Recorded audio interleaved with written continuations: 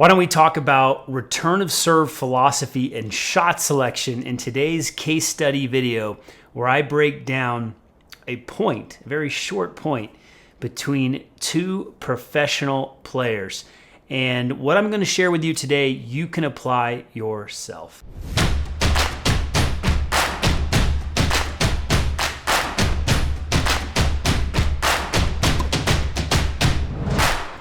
My name is Jeff Salzenstein. I'm the founder of Tennis Evolution, one of the leading online tennis instruction websites in the world, passionate about helping you get better at tennis. If you're a parent, we're going to help your child. If you're a coach, we're going to help your players. If you're a player, we're going to help you.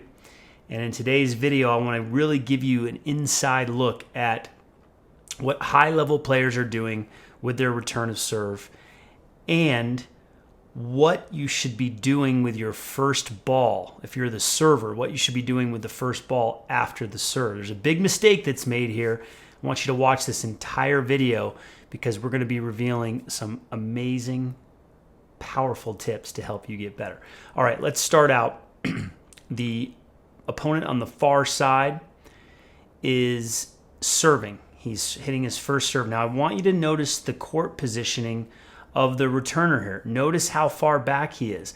This is a great play. I feel like a lot of players at the club level, at the junior level, at the college level, and the pro level, they oftentimes stand too close to return serve on the first serve, especially club players. And so I really like the distance that he's giving himself. Of course, if you're playing someone with a weak serve, you're going to want to stand on the baseline. But if you're playing someone that has some good pace on the serve, feel free to stand back on the first serve. Okay, so I like that play. So he split steps, and I want you to notice the split step here. He actually split steps backwards. So again, this goes against the conventional wisdom where everyone says you have to move forward on the return. Not so, not all the time. I'm not saying you should split step and go back like this player, but it shows that there are different styles out there and you can just stand in place. Essentially, he's standing in place. He's not moving too far forward. I know when I played on the tour, I didn't like to move too far forward like Andy Murray when I returned. That didn't work for me, but it works for Andy, it works for others. So, serve is missed, okay? What I love is this first move after the serve is missed. I love it. A lot of players, they just see the ball go in the net and they don't even do anything. I love this early turn. That's great fundamentals. He's loading the outside leg. Now watch what happens here. He moves up. Look how far he moves up to hit the second serve. Now, I've seen pros stand back even further after the first serve on second serve returns, a la Rafa Nadal.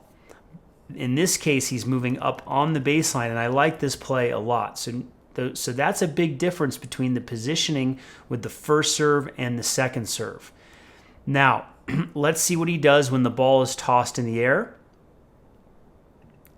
So he takes that step forward, a very different approach than on the first serve. So on the first serve, he split step and moved back a little bit. Watch the big step forward, and now he's way inside the baseline. Now, what I like here is how far inside the baseline this player is on his return of serve. A lot of players, when they're going to take it early, they still stand right on the baseline. They don't actually get in enough and the ball gets too high on them. So I like how he's attacking this ball. Now it comes to the forehand. Now in most cases, this serve is going to go to the backhand side and a player is going to have to hit a backhand return off of a kick serve, but he surprises him and goes forehand. Now here's what I love, a couple things I love about this. Watch, again, he splits. He doesn't take extra steps. All he does is pivot this outside leg and load. He doesn't really pick it up and move it. He just pivots. A lot of players here are going to try to step across too early. Now, he loads that leg and then he transfers the weight to the front foot. So he's hitting the ball with both feet in the air. This is exactly how I teach it with the footwork. Now, this ball really climbed up on him. Major kick. But look at where he goes with the racket. He goes up. He makes contact right here and he goes up with the racket and voila, look at that buggy whip. I call that a buggy whip hook finish right there. Now, I don't know if he's trained that before.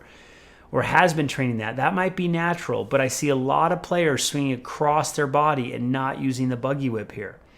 Also notice when he lands, where is his chest facing? It's facing towards the net. He's not over-rotating. A lot of players over-rotate and they're facing the net by the time they make contact. So I love the court positioning. I love the back to front footwork. I love the buggy whip, and I love the body position. This is textbook. This is world class. This is what you want to study. This is what you want to practice. You want to shadow stroke this. Now, so I want you to also notice, where does the ball go? It clears the net and it goes to the backhand side, inside out. Now my guess is this player was aiming down the middle and he caught it late because he was surprised, and it lands about 3 feet from the sideline. If he had been aiming closer to the sideline over here, he would have missed this ball wide. Now, what I also want you to see, great fundamentals here, is he lands way inside the baseline. But watch how he scampers back to get back into position.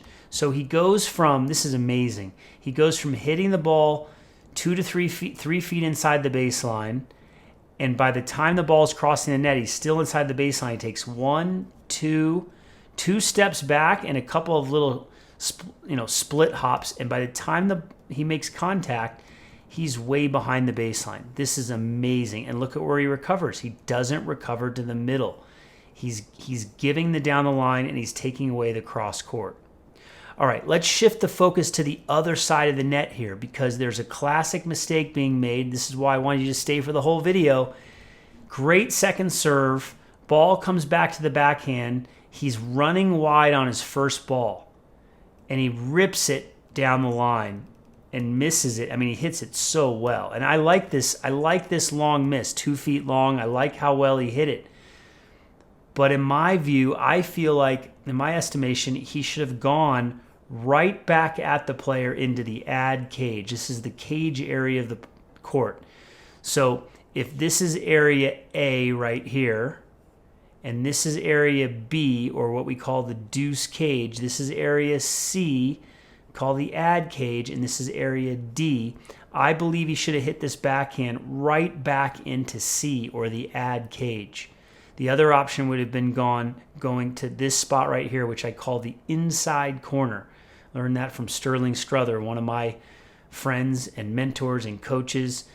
He calls this the inside corner, the ad inside corner.